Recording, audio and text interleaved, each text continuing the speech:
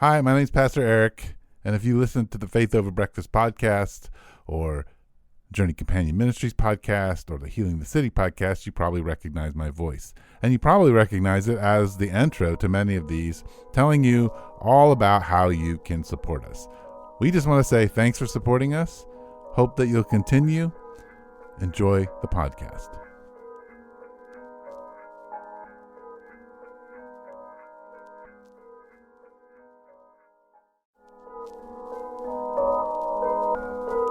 Welcome to Faith Over Breakfast. This is Andy Littleton from Mission Church in Tucson, Arizona, and I'm sitting with Eric Deepen from the Village and his Brugger's Cup. So, Eric, how are you today? Hey, I'm doing okay. I got to the church and was happy that there were no leaks. Yes, it's a rainy day here in Tucson. That's always is my house leaking? Is the church leaking? These are my two main. We're not leaking. We're okay. Yeah. So life is good. Yeah. Well, this is the day after Martin Luther King Jr. Day, and so we have a few things we unpacked, yes, including a podcast that Eric shared with me from the Liturgist with Andre Henry in it about being anti-racist. Reflections on the day yesterday, our how we responded, and then we especially, I think that the end of the podcast is the best. Yes. Not that any of it isn't any good, but hang in there because I think we really got onto something that we'll probably follow up on in the next sometime. Yeah. In the near future. So I think you often say that at the beginning is like hang on there because it gets good, and I'm like, yeah, whatever. I would say that this time. You actually agree with me this time. Really, there are moments where you might be thinking, where's Andy and Eric going with all this? They don't seem sure about themselves. Follow us, and we're not, along the journey, because I think we end up in a really good place that will make you think and at least kind of give you a place to start that process.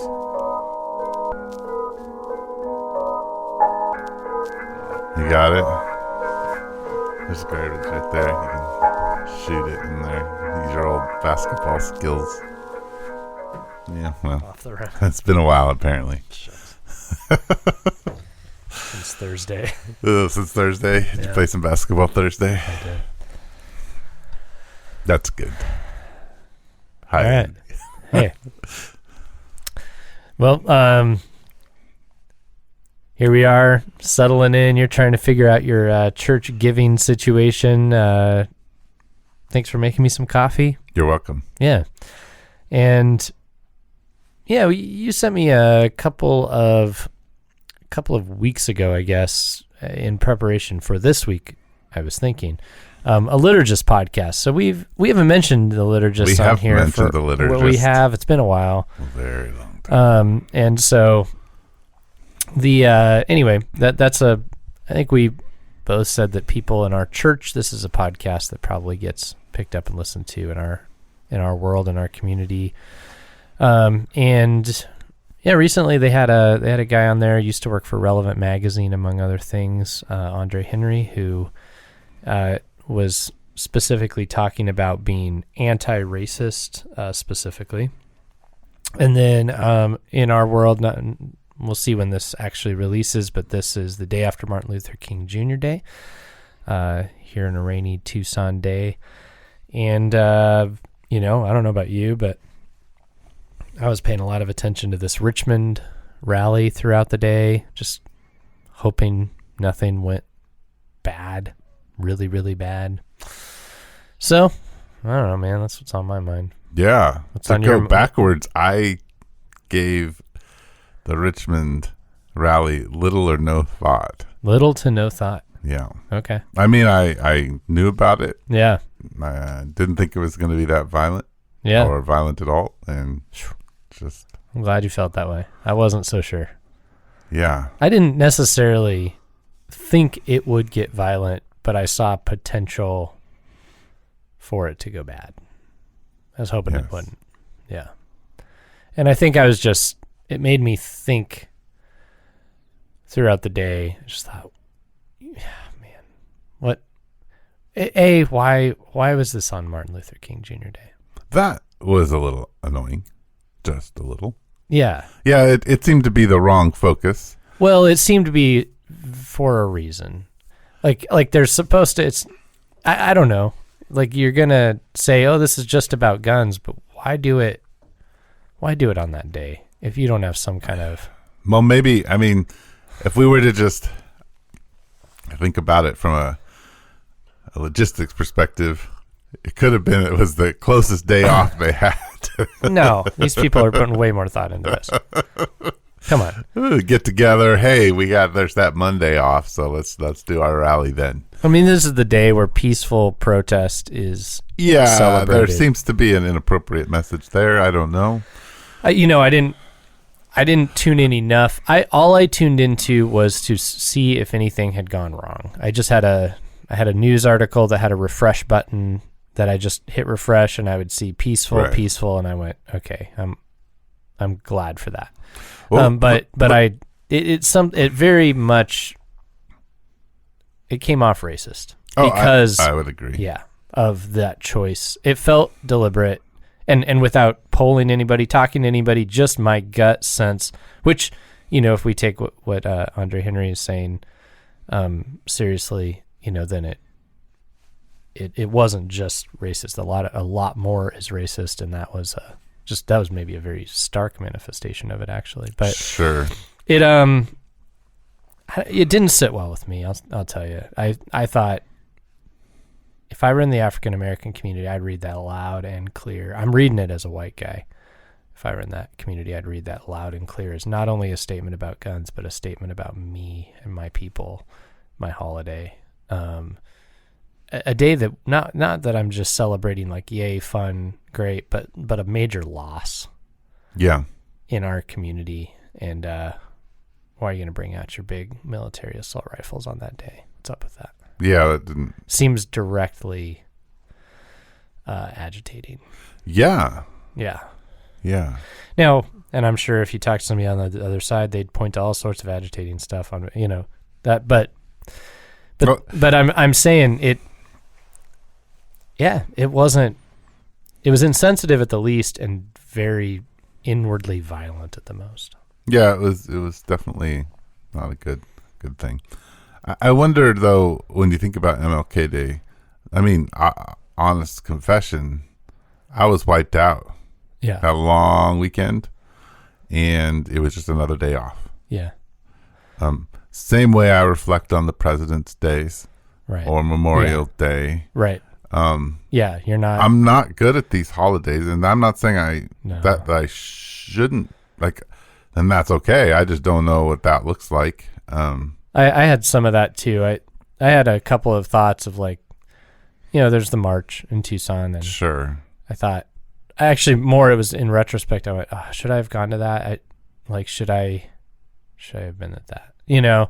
But I also was kind of just thankful to have a day off, but that it didn't feel. It's like, what does this have to do with the intent of this day? Nothing. Yeah, it'd be interesting. I mean, I think, and this will never happen, but I wonder if MLK Day should be for at least the people in power, white people, you and me, should be a day of mourning. Like for what would that look? What we have participated in, but also just historically what our country has done to the African American community. And I don't know what that means. I don't know what would, because you think about Hebrews, they know what a national day of mourning looks like, right? It's usually over your sin, and there's this sitting in ashcloth and whatever, ashcloth, yes. Sackcloth and ashes. Sackcloth. You put it together as ashcloth. I did, ashcloth. That's my new theological term. You did. Yeah. Ashcloth. Wow. We need to have an ashcloth day. Yes, thank you for that correction of putting those two words back in their appropriate places. Cloth and ashes, don't. So we've talked about this before, but did you do? I think I know the answer. Did you address MLK Day at church, or did you post anything about it? No, I did not. Yeah, neither did we. And I think neither did I. I'll speak for myself. Yeah, and that's hard for me. Do you struggle? I struggled with it. I thought about it Sunday. I thought about it yesterday. And what's hard is it feels like, in a way, it's like, what business do I have making all of a sudden one day making this my little thing? Like, it feels like it's way too big and way too serious. And I just kind of get paralyzed, but then I feel like I'm neglecting it by not doing anything. Right. And then it's like, what is that? Is that white fragility? Is that what, you know, oh, poor me. I don't know what to do with MLK Day. Are you what Martin Luther King was upset with the moderate white person? Sure. And prefers order over. Yes. You know. Yeah. And so does that mean I should have posted a quote? Why didn't you? Honestly, because it's not part of the community I'm in, and this is actually, I would be more inclined to post things that have to do with Hispanic liberation, would have to do with, you know, that part of the community and its plight than I would be to do with African American community, because I'm just less connected to that community. That is, I mean, it's right. I'm just saying that's the reality of things. Though that's interesting. I mean, it does come home to us. I wrote a check to a couple in our church who was going to cook, and they needed, often, you know, you don't have $100 and some odd laying around to cook, so we write it beforehand, and they went to cash it. Now they're African American. Everything was okay on the check. They've cashed village checks at this Walmart all the time. Yeah. But when I had tore the check out, I was in a hurry, and so it ripped a little bit of the top. Didn't take any information off it, just ripped it a little bit. They refused to cash it, and it was very obvious to the people who were going to get it cashed that it had a lot to do with the way they looked. Right. Just, you have the ripped check, you have two African-American people with their kids in the middle of the day trying to cash a check from this church. This doesn't seem right. So why didn't you post about it? Yeah, it's a good question. Well, because I don't think they would want me to. Right. I'm not. That's not a critical ask. I'm curious about this for myself. Well, and I don't, because I think partly I'm on a journey and as to understand what it means to be an advocate and what my place is in all of this, in my position. And I feel like there are so many touch points as a white male, and is like there are touch points for women when I'm in a room. How do I interact? Do I dominate the room, or do I allow them to have a voice? Like, then it's, people of different race, different color, right? So Hispanic and African American, they experience the room differently and the world differently. How do I advocate for them? Like I'm like, oh boy, like I have all this responsibility, it feels like, and I don't necessarily know what to do with it. And I don't want to be like the guy who knows everything and how to do it. So I've been trying more to listen and hear what other people want me to do. And what I'm learning is that people come at these things very differently and experience them very differently. So where did that story end up? Like, how did they eventually found a place to cash a check?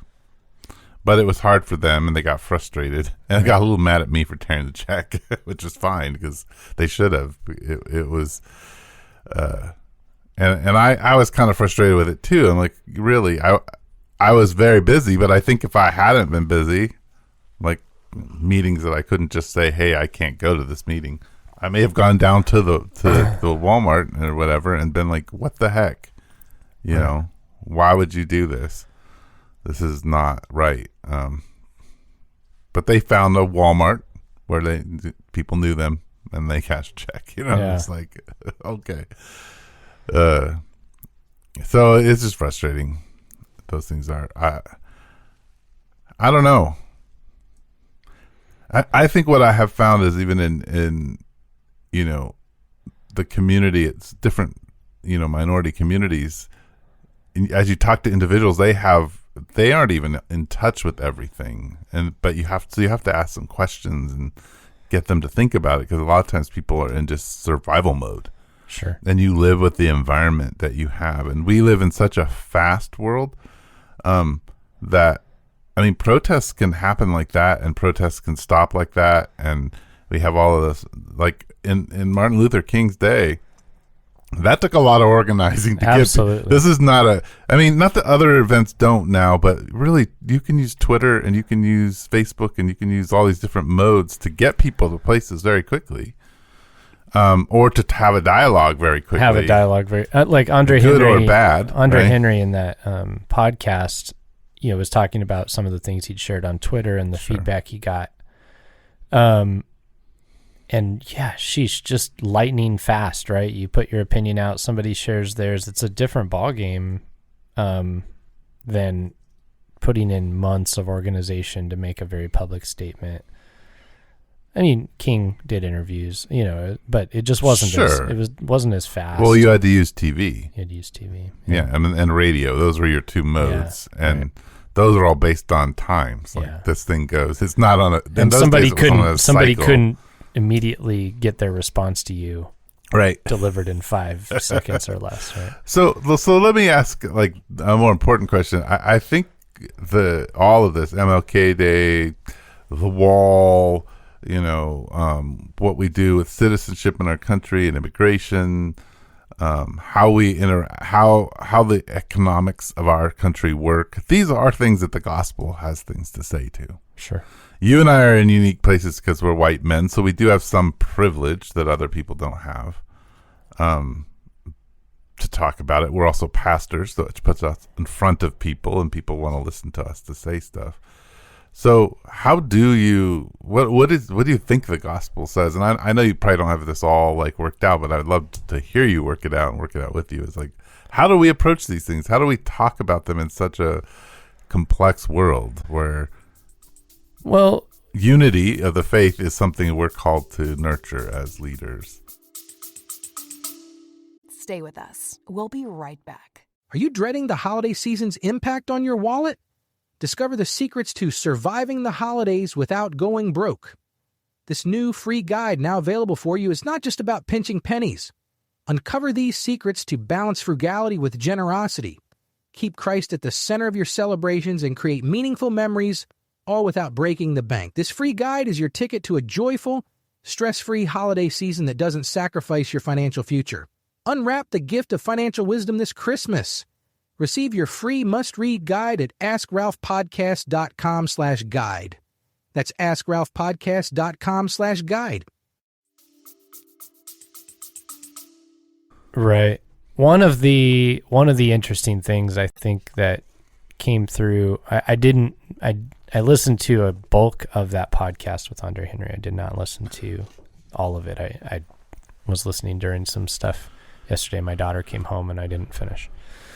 But one of the interesting things that he stated from his experience was that he was seminary trained, would have a lot of conversations with people in leadership and whatnot. And one of he would always hear that the race issue wasn't a top priority, that it was somehow down several notches from the gospel. Right. It wasn't something Jesus was really focused on. Or that we should be focused on. That we should be focused on, yeah. So he would hear that a lot. And then he also just noted that if he wanted to read, say, an African-American, like a James Cone theologian, that was contextual theology as opposed to just theology. And the one difference between himself, between Cone and the other theologians was Cone is black, right? And so all of a sudden his is contextual, and he was just begging the question of like, why is that? Like, why is when a black man reads and writes theology, it's contextual, and when a white man reads and writes theology, it's just theology, right? Well, let's pause there for a second. Because I was thinking he does reference, I think, Jonathan Edwards, who had slaves, in that podcast. I think so. But that is an interesting thing if you are an African-American person sitting in a theology class, having to study Jonathan Edwards, who justified his possession of slaves. Right. That and we don't, as the community in power, think about how that might be infecting you. It's just the class we're offering, and that's what you know. Right, because he was a great thinker. Right. And he was a great thinker. He was a great thinker. And so I don't want to... He didn't think great on that. But that doesn't mean he was... Yeah, right. he was correct. He made all the right conclusions. Or he made some severely wrong conclusions. And so I think that part of, what I walked away from the podcast gathering and is very true, is that for Christianity to grow and flourish, we must be listening to people in these other contexts and see how it reads and how they interpret it. And that's not to say that you were talking about people who are just struggling to survive. Like, let's be honest, that's not everybody in the racial minority. I mean, this dude's way more educated than me. Oh yeah, he can far beyond myself. And so he's not coming at it from a less informed point of view because he's a black. more informed It's an extremely more informed point of view. And so, but we do need, we're reading it through our lens. We need to be hearing it read through other lenses. Sure. And so I think that's a key element in all of this. That I walked away hearing that and going, yeah, that should be so obvious. But then that doesn't always lead to the exact conclusions you think, because I mean, for example, we were saying we're going to talk about the Methodist sexuality decision. Oh yeah. All of a sudden in the United Methodist Church, it's the African church is conservative. Right. And all of a sudden, people here who would champion, MLK Day and a whole lot of other things are like, oh, this isn't right. This is bigoted. Like, why can't you listen to the Africans if they tell you you're not following the word? Right. Like on sexuality or on, how you treat people of another race, or on what it meant when Jesus said X, Y, or Z. That it's very complicated. I think it's hard to do. Right. I mean, I'm not saying it shouldn't be done. I'm saying it should be done. I was convicted hearing this. I'm stumbling all over my words trying to figure out how to say it, but sure. It's going to take some work and it needs to happen. And I am probably guilty of laziness in this department, of not putting in as much work as I should. Yeah. I agree. And I think it's interesting. The hard part about a lot of this is, from like a Hispanic point of view, or in our country, they never were slaves. Now, we took land that was theirs. But there's a lot of issues going on, right?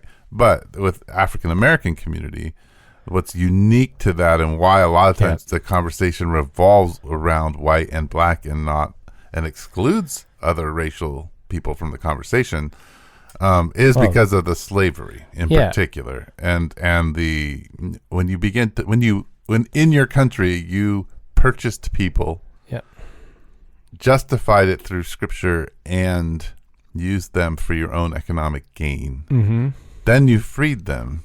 That's gonna have like generations and generations of bad impact. Oh yeah, and you freed them.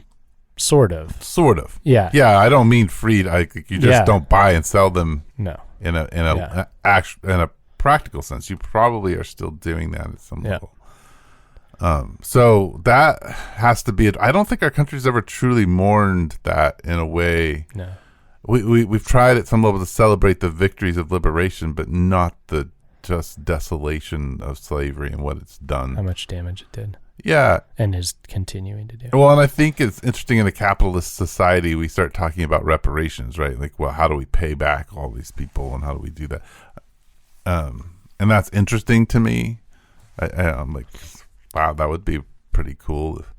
But I don't know what that looks like. But we moved to that really quickly. And instead of like, wow, this was just really crappy, and I'm really sad this happened, and I hope that my children will never participate in that and be part of something bigger and better. And I don't know how that looks, but I don't know. It's an interesting conversation.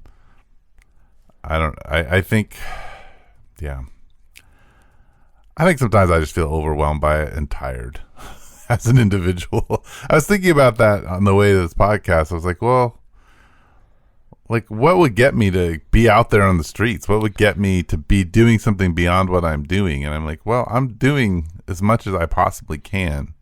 And I could imagine an African-American family who deals with not having their checks cashed and being pulled over more than they should and have dealt with this their whole life could hear you and go, gosh, Eric, I'm sorry you're tired. Or they could hear you and go, excuse me? Yeah. Oh, no, I think they could say so. Yeah, I'm not saying my Like, tiredness is I justification. I'm just saying, wow, that's where my immediate reaction to this.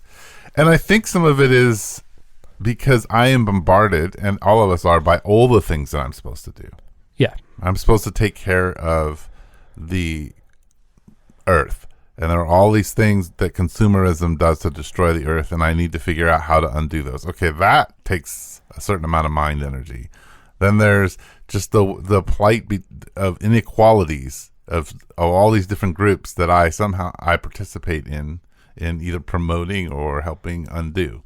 That takes a certain amount of energy, right? Then there's the entire mental health of our world that I participate in trying to help be part of undoing. And there's the opioid epidemic. Then there's the opioid epidemic. There's the want, like the capitalism in its extreme doesn't line up with the gospel.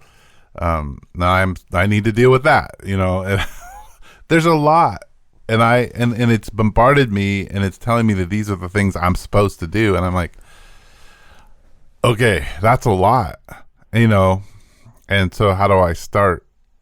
You got to pick one. One of them has to be important to you. And then you just have to say, I don't know, you work on that one, and you try to honor and support the people who are working on the others. That's kind of where I am in all of this, and lend my voice where I can.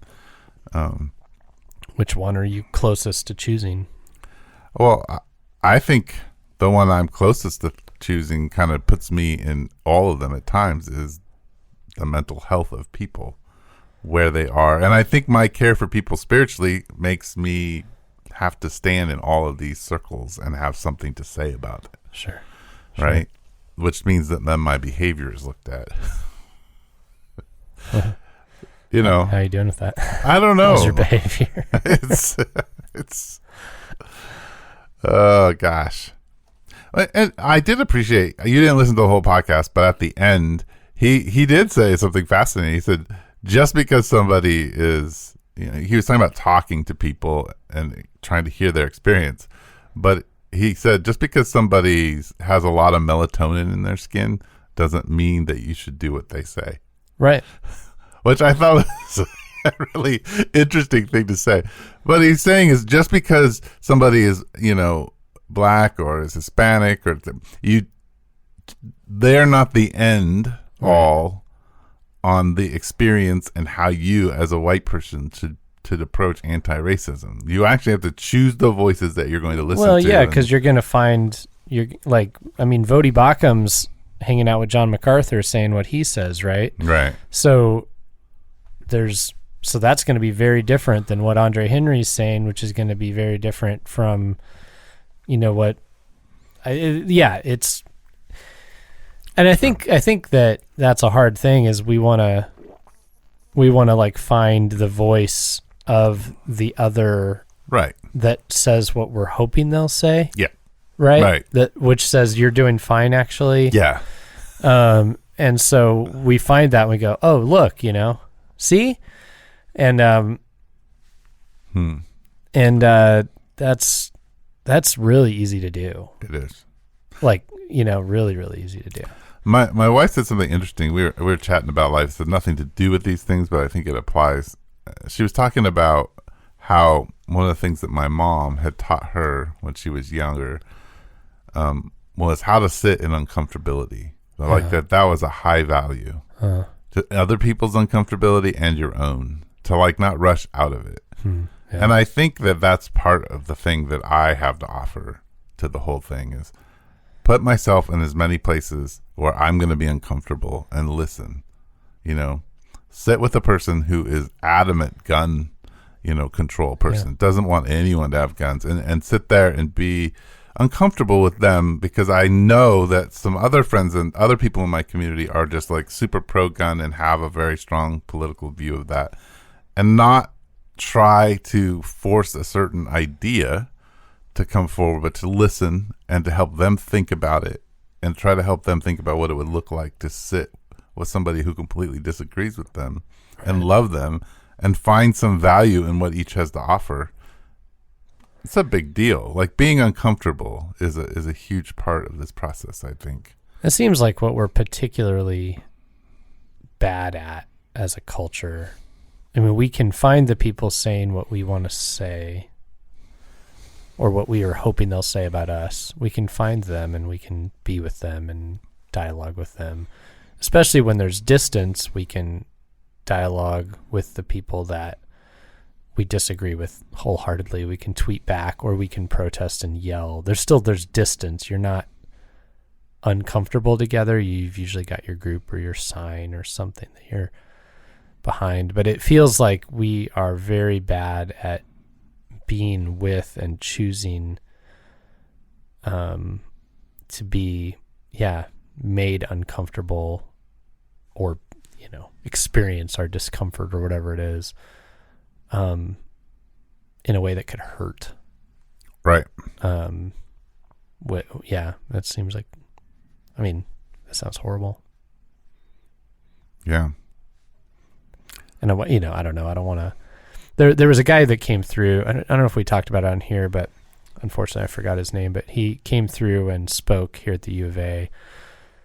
African-American guy talking about the race issues, and he ended up kind of landing on we really need to become active listeners to one another. Yes. And there was a group of African-American students who I was a part of an interaction with who were very upset that was the solution, because it was like, why should I listen? They were kind of saying, why should I listen to more white people? Like, that's, Well, not enough actually. of that. Like, I'd actually agree with them. Well, Why should you?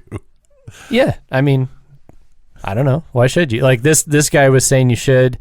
And he was suggesting that both sides needed to really like sit and hear each other, which is sort of what you're saying, I thought.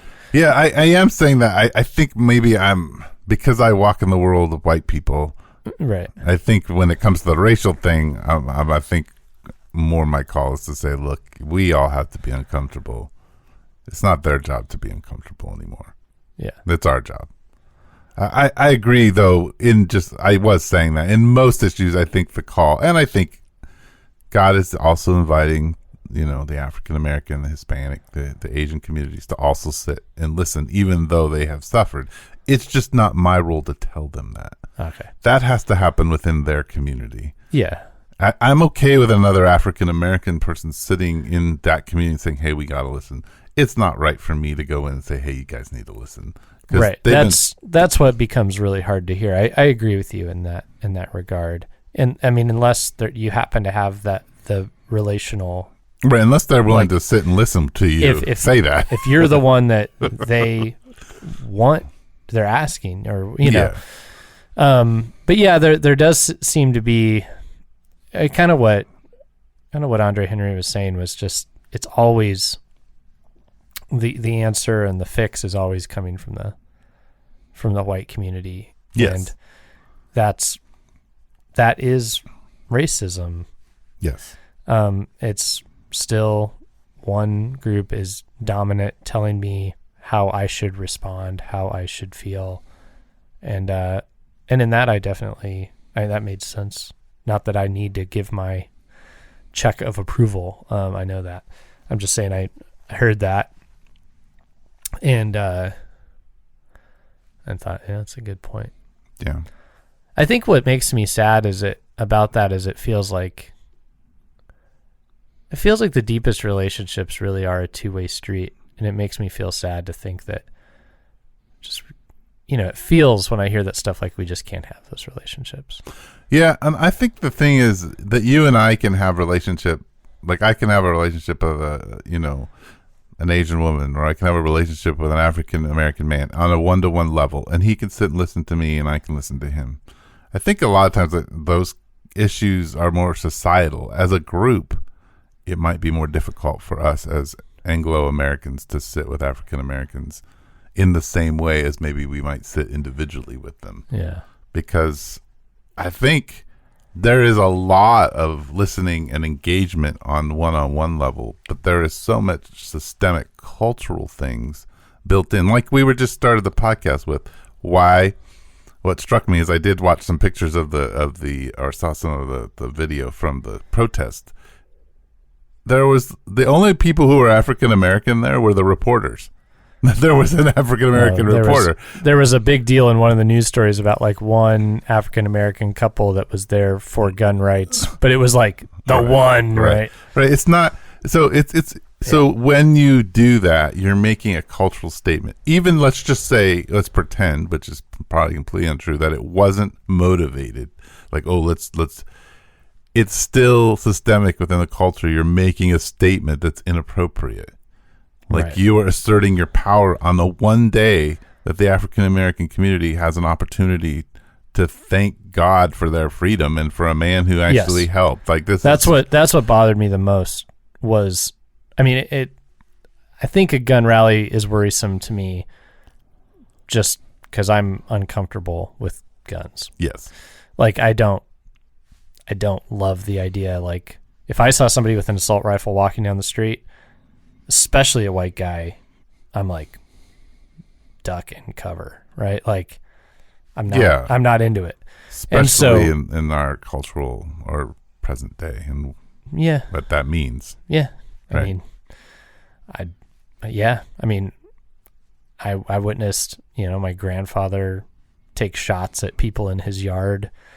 So back when I was a child, I also felt uncomfortable with that. Sure. It's not just now. But yeah, it's heightened, right? Yeah, but it was the day. Yeah. And that's the thing that's frustrating to me is I do believe that more than ever racial reconciliation, which he was a little bit against, and not against reconciliation per se, but just what it does, like the idea of like, let's just get along on white people's terms. Yeah, on white people's terms. Yeah. But I mean, I think that lots of interactions that are good are happening between, the different races in the United States on an individual level. But culturally, we have refused to collectively, I think even as a church, address some of the systemic things that we should be standing together in. Even if it's just in, yes, I agree with that and think that this is the direction we need to move, or yes, this is something that's wrong and we need to figure out how to address it. Right. Instead of, trying to come up with random statistics to say, oh, this is just how it all is, blah, blah, blah, justifying all the systemic things that are just wrong. Right. But I don't think people understand all of the power that we have as white people. They just don't get it. It doesn't make any sense to them. I personally, and I'm sure people have a different opinion of this, but I was encouraged last year by the Gospel Coalition's putting on a conference, on over the, the MLK weekend, and primarily, I believe, it was African American speakers, and I thought that was a really good move for a broader body of the church to just educate and teach, and especially utilizing African American leaders to do so. Personally, I was encouraged by that. So let me ask you this question. You don't look so sure. No, I think it was great. I think it was good. I'm just interested. It just made me think about the interview, and when he was at Relevant, he was in charge. Andre, the guy who was on the podcast, is in charge of all of their content. Right, and so he was explaining the different kinds of content that come with the different months and kind of movements. Yeah, and then he gets to February, and he wants to do things that are more geared toward African Americans. Yeah, because that's what February is in our culture. Right. Or at least in his mind. And that just gets totally poo-pooed and really starts the movement that he's now part of in a sense. And because he writes this piece that kind of goes viral. But what I thought about that when I was listening is I thought, this has to do with money. I mean, obviously it has to do a little bit with race, but I think this has a lot to do with money. He's like the owner of the magazine or the CEO is like, this is not going to sell magazines. It's not going to work. Right. So we're not gonna take a hit to make a message, to actually say something. Like money comes over what is right. And that's what I was thinking, is that so often white people who well, I'm not racist, I'm not this. Well, yeah, but you're not willing to risk your money. You're not really willing to risk comfortability. Right. And that's the thing that I think so often is the thing that kicks me, is that am I even willing to risk my own uncomfortability, right, to say something? Yeah, if your magazine wouldn't sell, or would you do it?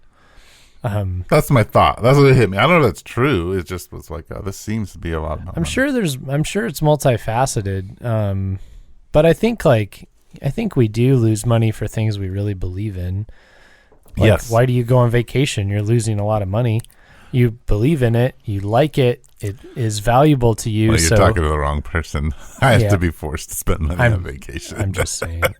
But I agree with you. Yeah. Oh, look at this audio studio, Eric. Sure. You justified the expense of all this money, didn't you? Because you love it.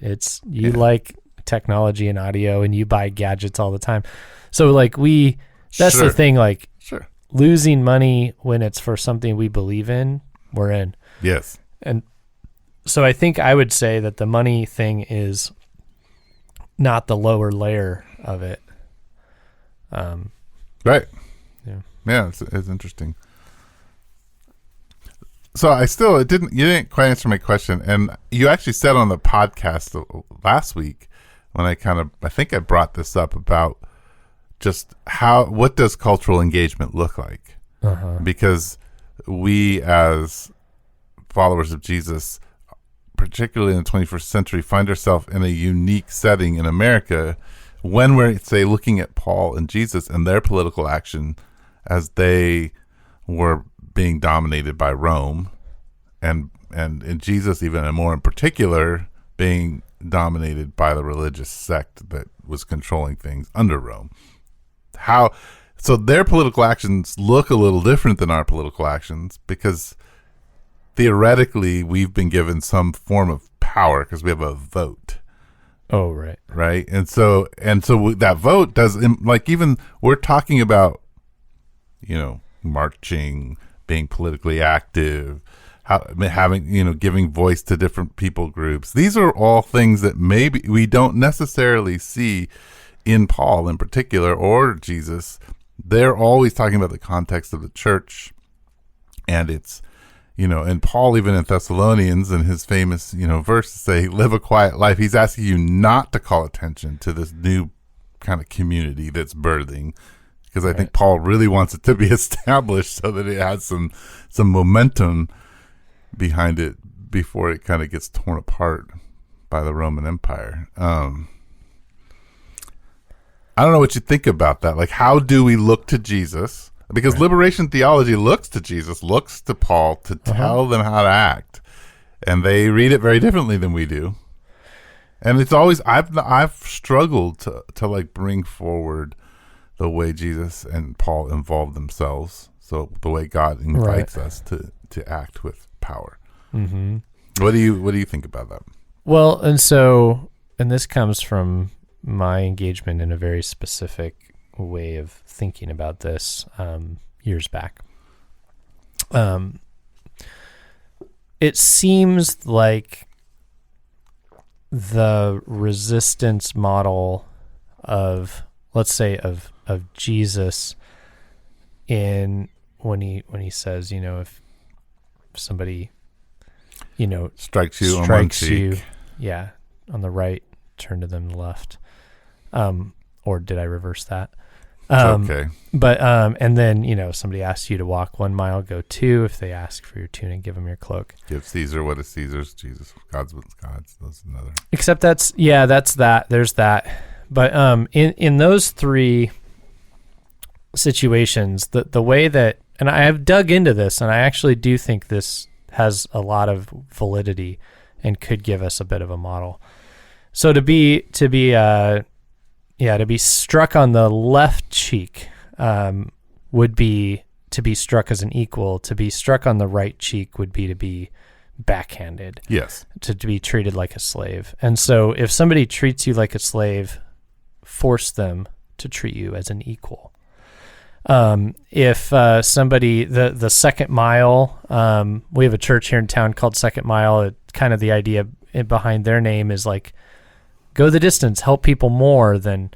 But comes from a Roman idea. But the Second Mile was that the Roman officer was required to, or could require you to serve him by walking 1 mile. Right, with his stuff. Yeah.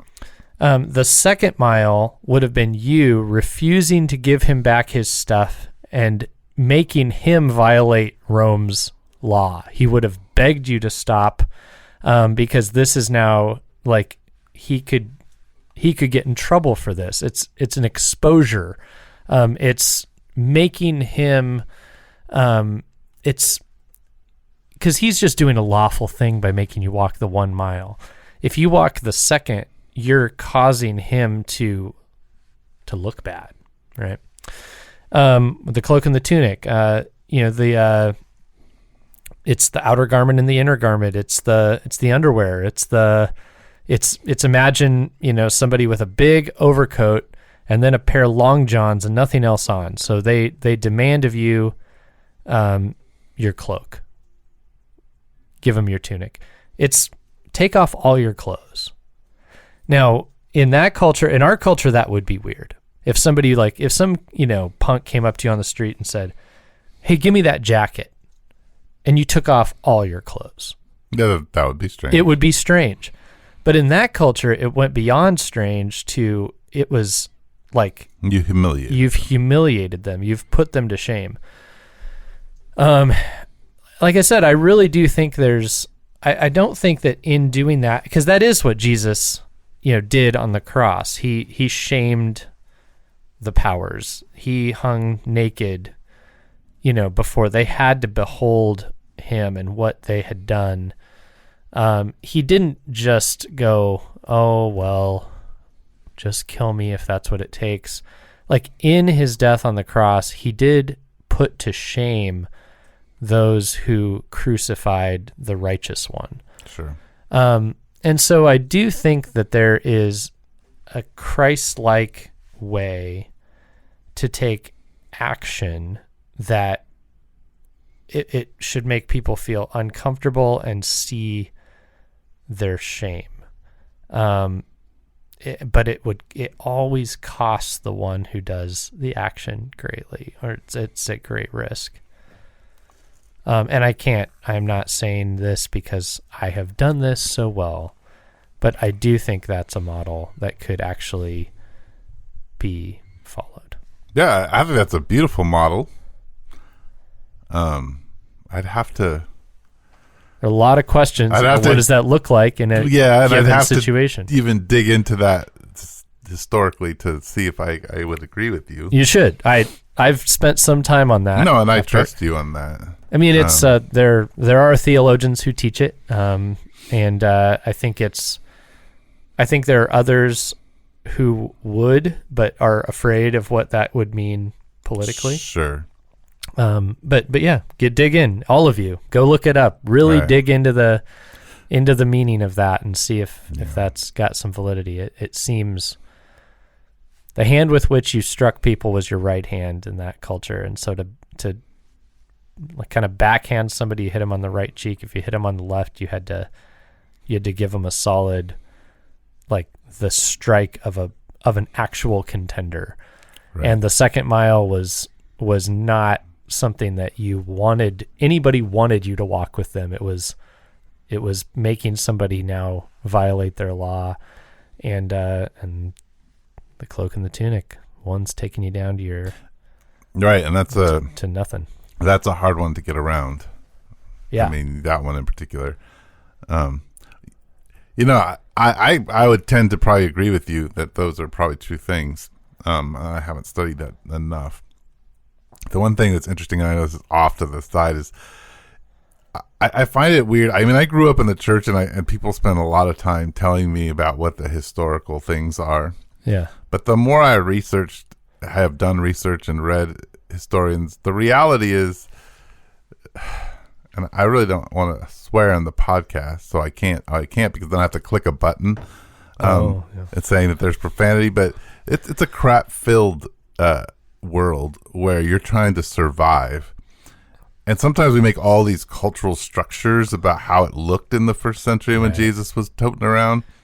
A lot of that wasn't going on because... Oh, sure. So, like, flash forward 2,000 years from now and tell us about how people did things today. Yes. Like, which person? Yeah, which person. Yeah. So I understand, I know. Jesus is laying out a teaching, and he's talking to people who do have the time to process these things. Right. Right. He's talking to religious rulers. He's not actually talking to the poor fisherman he's not even thinking about his right and left cheek other than, it itches. Right. It doesn't. Yeah. Right. So right. I think sometimes I totally agree with you. I just think sometimes people think, this is a particular, that is his dialogue to power. Yeah. Like it is. And that is the interesting concept there is he's talking to people who are in power and making them uncomfortable to think about these things.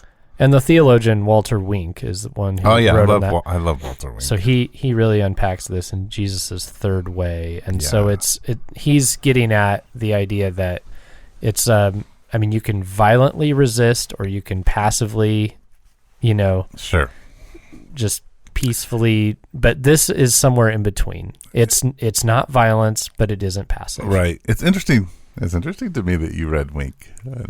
I wouldn't have put him in there. I like his book on powers. I mean, that's where I get a lot of my theology of power from. It's Walter Wink. But I haven't actually read The Third Way.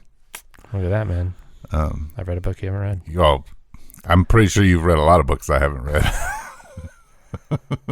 But I just haven't. I've only read one of his books. But yeah.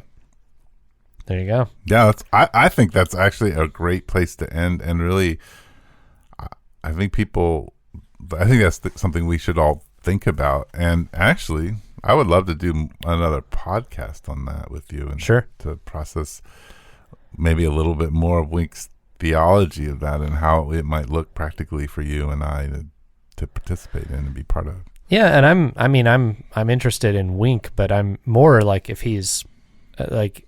Not when he winks at us. Yeah, but more like if he's right on that issue, which I think he is. I've milled that over many times since having read that, and I keep coming, and I've milled it over. I've researched it, and I keep going. I think he was right, and I don't feel the need to be like any more than I feel the need to be called a Calvinist or anything else. I don't need to be a winkish, a Winkian or whatever, a winker. But I think we should really take that reading seriously, look into it, and if it's true, it could really give us a model for engagement. Not an easy one. Wow, not an easy one. Well, I'm really happy with the way this ended. I think that was really good. All right. Well, thanks for hanging out. Cool. I think you have to introduce because I introduced last week.